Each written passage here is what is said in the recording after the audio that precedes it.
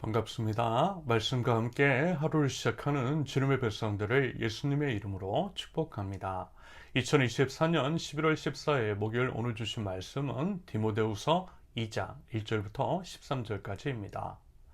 그러므로 내 아들이여 그리스도 예수 안에 있는 은혜로 굳세어지십시오. 그대가 많은 증인을 통하여 나에게서 들은 것을 믿음직한 사람들에게 전수하십시오. 그리하면 그들이 다른 사람들 또한 가르칠 수 있을 것입니다. 그대는 그리스도 예수의 훌륭한 군사답게 고난을 함께 달게 받으십시오. 누구든지 군에 복무하는 사람은 자기를 군사로 모집한 상관을 기쁘게 해 주어야 합니다. 그러므로 그는 살림살이에 얽매여서는 안 됩니다. 운동경기를 하는 사람은 규칙대로 하지 않으면 월계관을 얻을 수 없습니다. 수고하는 농부가 수투를 먼저 받는 것이 마땅합니다. 내가 하는 말을 생각하여 보십시오. 주님께서는 모든 것을 깨닫는 능력을 그대에게 주실 것입니다. 내가 전하는 복음대로 다윗의 자손으로 나시고 죽은 사람 가운데서 살아나신 예수 그리스도를 기억하십시오. 나는 이 복음 때문에 고난을 당하며 죄수처럼 매여 있으나 하나님의 말씀은 매여 있지 않습니다. 그러므로 나는 하나님께서 택하여 주신 사람들을 위해서 모든 것을 참고 있습니다. 이것은 그들도 또한 그리스도 예수 안에 있는 구원을 영원한 영광과 함께 얻게 하려는 것입니다. 이 말씀은 믿을만 합니다. 우리가 주님과 함께 죽었으면 우리도 또한 그분과 함께 살 것이요. 우리가 참고 견디면 우리도 또한 그분과 함께 다스릴 것이요. 우리가 그분을 부인하면 그분도 또한 우리를 부인하실 것입니다. 우리는 신실하지 못하더라도 그분은 언제나 신실하십니다. 그분은 자기를 부인할 수 없으시기 때문입니다. 아멘.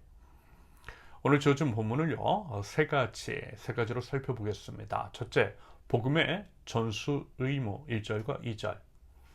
사도 바울은 디모데에게 이렇게 이야기를 합니다. 먼저는 예수님 안에 있는 은혜로 굳세어지라고 하죠. 여기서 굳세어지라는 말의 의미 및 의도는 디모데가 복음 맡은 자로서의 사명이라는 것, 그리고 그 사명을 완수해 나간다라고 하는 것이 쉽지 않은 길이라는 것입니다. 요즘 계속 언급을 하고 있는 것, 즉 고난에 참여하라라고 하는 사도 바울의 말처럼 복음을 맡은 자, 하나님 나라 복음을 선포하는 사람으로서 이 길이 쉽지 않기 때문이라는 것입니다. 그래서요, 쉽게 얘기해서 마음 단단히 먹어 이 얘기하고 있는 거예요. 정말 그렇더라고요. 마음을 단단히 먹어야 합니다. 저도 이제 목회의 직을 수행하면서 이 길이 쉽지 않더라는 것을 매번 느끼고 있어요. 글쎄요, 사실 이제 예전에 교회가 이제 성장하는 그런 시절에는 그래도 좀 괜찮았을 것 같아요. 앞서 이제 목회자들의 경우, 선배 목사님들의 경우, 물론 오래전 이야기이기는 하지만 교회가 건물이 있고 문만 열면 사람들이 몰려오던 시기, 한국 사회의 성장기와 맞물려 있었던 시기, 그러면서 딱히 이제 뭔가를 즐길 것도 없었던 시기에는 괜찮았던 면이 분명히 있었던 것 같습니다. 그런데요, 지금은 아니죠. 언젠가 이제 통계 자료를 보니 MZ세대의 경우 교회에 대한 불신이 50% 이상이 돼 불신자만 조사했을 경우에는 70% 또는 이제 80%까지도 부정적이라는 이야기를 들었습니다. 요즘 사람들이 교회 부정적이고 관심도 없고 굳이 갈 필요도 못 느끼고 있더라는 것입니다. 교회 나오지 않아도요, 여러분 할 수 있는 거 너무 많지 않나요?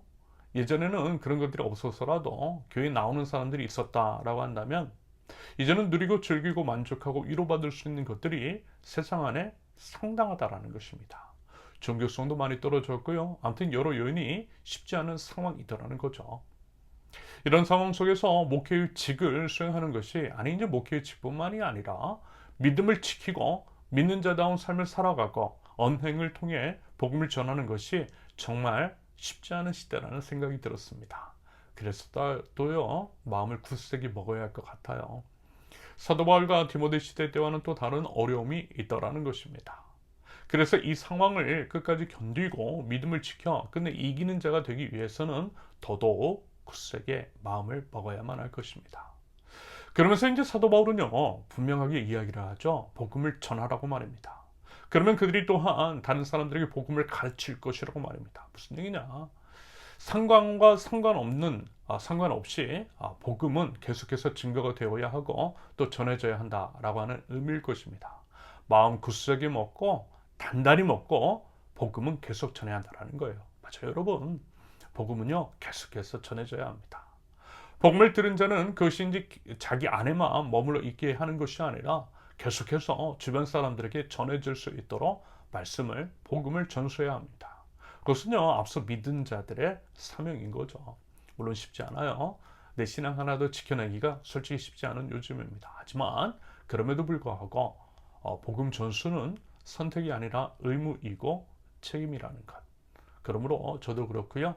여러분들도 그렇고요. 우리 모두가 마음 굳게 한번 먹고 하나님 나라 백성으로서 맑은 삶으로 하나님 나라 복음을 전함으로써 하나님 나라를 세워나가는데 힘쓸 수 있기를 바랍니다. 둘째, 복음 맡은 자의 자세.